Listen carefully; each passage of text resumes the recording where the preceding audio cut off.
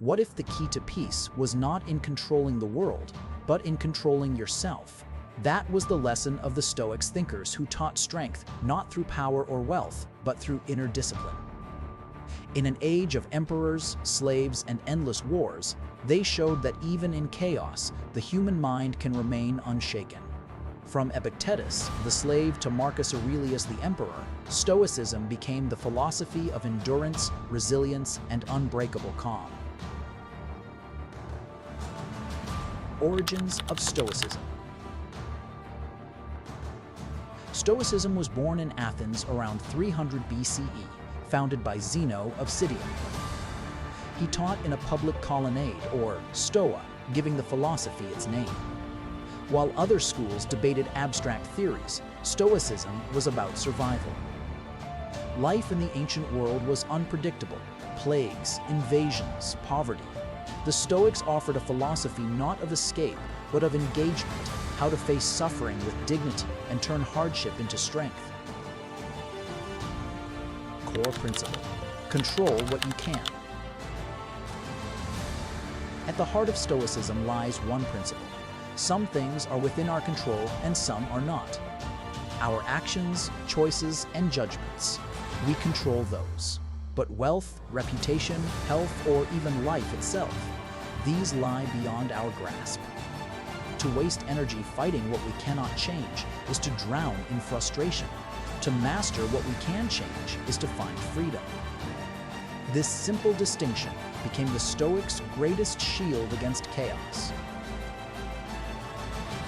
Epictetus, the slave philosopher. Perhaps the most inspiring Stoic was Epictetus, born into slavery in Rome. Though his body was chained, his mind was free. He taught that no one can truly harm you unless they corrupt your character. He reminded students that, while others may control your circumstances, only you control your response. His words still echo: "You may fetter my leg, but not even Zeus has power over my will." From the lowest station in society, he proved the Stoic creed that freedom begins in the mind. Seneca, wisdom in the palace. Seneca, advisor to the Emperor Nero, lived a life of luxury but wrestled with the same truths. He warned against greed, ambition, and the illusion of control. His letters speak of life's brevity, that we waste too much time on trivial pursuits while forgetting how fragile existence is. "It is not that we have a short time to live," he wrote, "but that we waste much of it." His Stoicism urged balance. Enjoy wealth if it comes, but never cling to it, for fortune is fickle. Marcus Aurelius, the philosopher king. The most famous Stoic was Marcus Aurelius, emperor of Rome, who ruled during wars, plagues, and endless crises. Yet in his private journal, known as the Meditations, he wrote not of conquest, but of self-control, humility, and duty. Imagine the most powerful man in the world reminding himself each day to be patient, just, and kind. Marcus embodied Stoicism's highest test: to remain human even when burdened with unimaginable power. Living with nature. For the Stoics, harmony meant living in agreement with nature, not just the natural world, but the nature of existence. Life brings change, suffering, and death. To resist is to suffer twice. To accept is to find peace. Just as seasons turn and rivers flow, so too must humans learn to yield to life's rhythm. Acceptance was not weakness. It was wisdom, the art of flowing with the universe rather than fighting against it. The discipline of desire. The Stoics taught that desire is a trap. We crave wealth, fame, and pleasure, but each craving makes us a prisoner of chance. By desiring only what is within our control, virtue, wisdom, justice, we free ourselves. A Stoic is not one without feeling, but one who directs feeling toward what matters most. Happiness is not found in possessions, but in mastery of the self. The discipline of action. Stoicism was not passive resignation. It demanded action. A Stoic must fulfill their duties to family, to community, to humanity itself.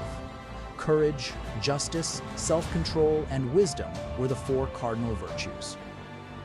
To act with these virtues, regardless of outcome, was the highest calling. Whether emperor or servant, the Stoic measured success not by victory, but by integrity. The discipline of judgment.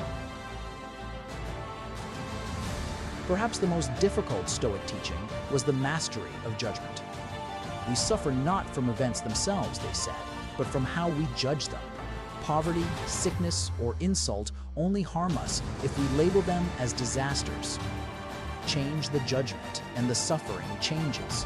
This radical shift of perspective turned life's greatest hardships into opportunities for strength. Stoicism and death. The Stoics confronted death without fear. To them, death was not a curse, but a natural end, no different from birth. Marcus Aurelius reminded himself daily, "You could leave life right now."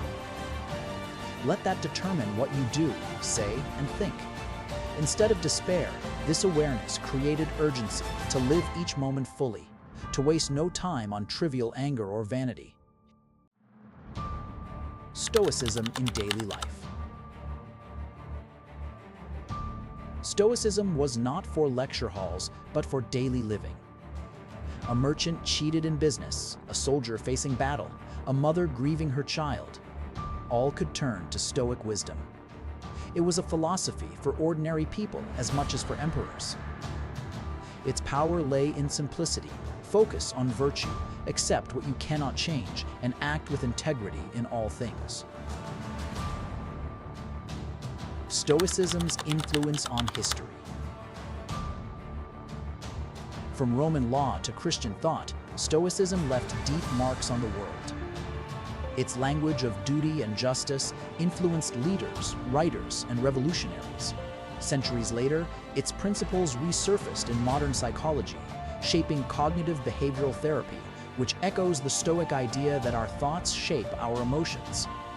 In every age of chaos, people rediscover Stoicism as a path to resilience. Lessons for the modern age. Today, in a world of uncertainty, Stoicism feels more relevant than ever. We face crises, anxieties, and a flood of distractions. The Stoics remind us that strength does not mean control over events, but mastery of ourselves. In business, in politics, in personal life, their wisdom is a shield against despair and a compass toward meaning. Conclusion: the strength within. The Stoics did not promise a life without suffering. They promised a way to endure it. From the chains of Epictetus to the throne of Marcus Aurelius, their message is the same. True power lies not in fortune, but in the soul. Chaos may rage outside, but inside we can choose calm. That is the Stoic gift, a philosophy not of escape, but of strength, courage, and unshakable peace.